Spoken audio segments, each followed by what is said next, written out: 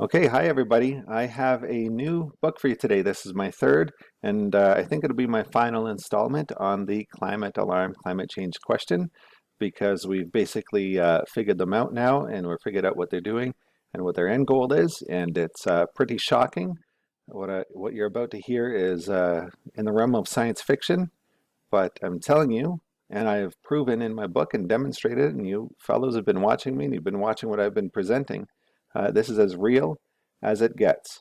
So, introducing Planet Wars, how an investigation into the intellectual and philosophical fraud of climate science and peer review uncovered a plot to create a final extinction level event to end all life on Earth. Humanity is facing a planetary level threat which seeks to end all life on Earth. This threat is vectored through our scientific, political, and media apparatuses using means of a technological nature far beyond human comprehension. The plot has been found out, but we're not sure if we will be successful in stopping it. This sounds like science fiction, but it is real, and it is happening. No joke, guys, that is the situation we're in. You will recall that I have been trying to talk to scientists and trying to get peer-reviewed papers passed, published, which simply explain the difference between flat Earth theory and spherical or round Earth theory, right?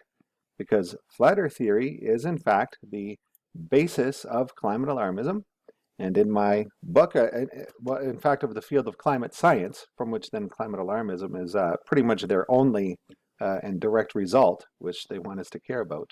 I have multiple references in my book from climate scientists saying that indeed this is the starting point of climate science.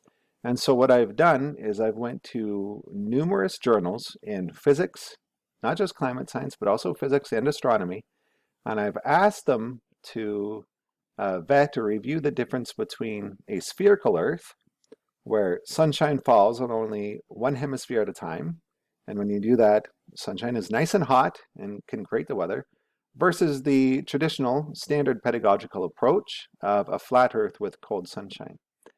You will not believe the things that they have said in response. You will absolutely not believe it.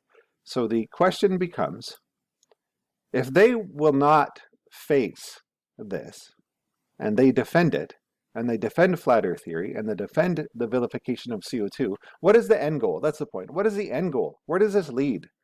Well, it leads to the vilification of CO2 and to wanting to remove carbon dioxide from the atmosphere. Not only that, there's also articles that you can find about blotting out the sun. They also want to blot out the sun now. So we face a coordinated group of people who want to blot out the sun and remove carbon dioxide. So we have this thing called carbon capture and storage now, which governments are funding entrepreneurs and companies to start engaging in. So carbon capture and storage sounds very scientific, and you see articles about it, and it sounds like it's also high pollutant, and what a wonderful thing to do. Do you know what carbon capture and storage is?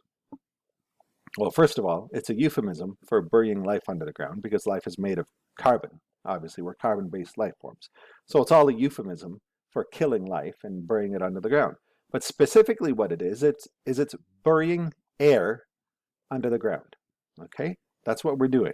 That's what governments are doing, and that's what they're paying entrepreneurs to do, is to bury the air under the ground. Okay? But it's not just the air. It's the specific part of the air which makes life happen, which allows life, and that's carbon dioxide. So the specific part of the air which creates life is the part of the air that they want to bury under the ground and get rid of. And they want to get rid of all of it. And I have some references in my book to that effect, that they indeed want to get rid of all carbon dioxide out of the air. But the point is, you don't even have to get rid of all of the carbon dioxide. You can get rid of just half of what we have now, and you would effectively stop photosynthesis, and you would then have an extinction level event on Earth. That's the point.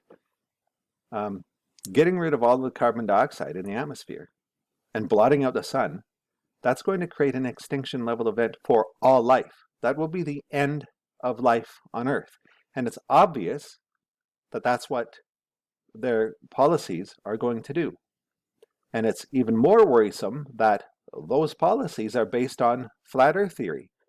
And when you try to talk to them about flat earth theory and whether or not their flat earth theory makes sense with cold sunshine that can't create the climate, they won't talk about it. They won't talk about it. They won't allow you to publish papers saying that the earth is round. Literally, people, this is where we're at. We have a coordination of people in the sciences saying that we're not allowed to say that the earth is round. That's literally where we're at. Why? Because they want to defend the flat earth theory, because that is what climate alarmism, that's what climate science is based on, and that's what creates their vilification of carbon dioxide, and hence their justification for ending all life on earth, which of course they don't say that, but that's obviously what their policies are going to do. So it's all a bit of a subterfuge, yeah? So this is the model that, I've been asking them to address, or just to simply say, yeah, this is a fine model saying that the earth is round, sunshine falls on one hemisphere of the earth at a time. The earth obviously rotates through the day side, and sunshine is hot, sunshine creates the climate, all such obvious things. They will not allow this to be published. They will not allow, in academia, in science anymore, and in politics, they will not allow us to anymore publish papers saying that the earth is round. At least not in the context of also having hot sunlight and therefore the sun creating the climate, not carbon dioxide creating the climate. So this is as real as it gets. This sounds like science fiction, but it's not. Neither is it an embellishment. I'll read you my blog post. So this book is the culmination of my research into the cause, motives, and end goal of the fraud of climate science and its global warming, climate change, pseudoscientific political hysteria. What you will discover will shock you, as it goes far beyond mere environmentalism. These people pretend to be environmentalists, but they're anything but. They're not environmentalists. They're here to destroy the planet, in fact. So the answer draws upon all possible human knowledge, has developed since historical times. That sounds like a big claim, but you'll see it's there in my book, and you will be able to recognize that that is what in fact been done in order to figure out what their plot is. And so you will be exposed to that in this book. No joke. All life on planet Earth is under attack, and there's a plot to end it all, end all life on Earth. The stakes are as high as they are possible to be, and it requires the highest knowledge to detect and to face it. I will explain precisely how this has come to be. We'll explain precisely what has happened in the past to bring us to this point, and bring academia and politics to this point. It's all explained in my book, and it explains what their point is and what their purpose is. So you can use this book to challenge anyone you know, to challenge professors. Send it to these journals. I have a bunch of journals listed in the book. I'm going to send this book to these journals and say, look what I've written about you, because look at what you said. You said you defend flat earth theory, and now I've published it publicly for everybody to read, right? Send it to universities, send it to climate scientists, send it to climate departments, and tell them you're not believing them anymore. Their plot has been figured out. They're flat earth theorists, and they're planning on destroying all life on earth because of it. So this is not a joke. This is not embellishment. I'm telling you direct factual things that are simply the state of what the world is and how things are right now. Okay, this sounds incredible, sounds like science fiction, sounds like I'm making embellishments. I'm being as serious as I could possibly be.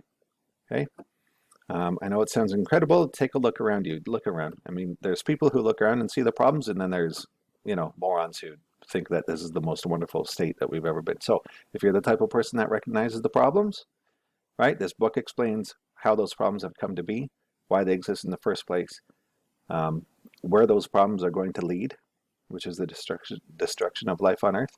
And then at the end, I also suggest some things which we can do to help correct it and stop it. There are a few very, very highly esoteric concepts in this book that I presented in 1 or 2 chapters. You're really going to enjoy that. It's very, very unique stuff, but I explain how they are possible to exist, and how it's possible to have, come into some of the information that I have. I mean, the information as far as that there's a plot to end all life on Earth, that information exists empirically and factually just by looking at what's happening.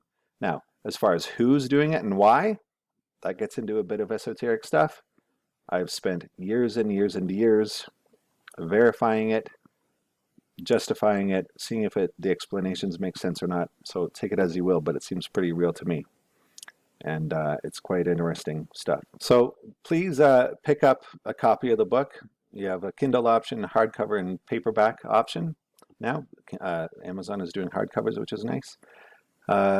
Whichever format you like, this will help me out a little bit as my university has put me on indefinite suspended leave without pay because I won't do a certain thing, you know, in here. Because I won't do a certain thing for them, which obviously would be ridiculous for anyone to do at this point. It's so obvious. It's just like, here's a random person with a thing they want to stick you with. Yes, let's do that. That sounds good. I'll do that. No, you should not do that. Right? So anyway, yeah, that would be really great. Share this book around, pass it around. Once you read it and you see what I have in it, you'll be shocked. You'll be on board and you'll say, everyone needs to read this book. And I'm going to share it with everyone and recommend everyone that I can to read it. And please help me out with that. That'd be really, really great. Okay? So, pretty serious chat here, but I hope you pick it up. Pick up the book, Planet Wars. It's on Amazon. I'll have links down below, of course. And hope you're all well, and I hope that we all survive what's happening to us. All right, take care. Bye.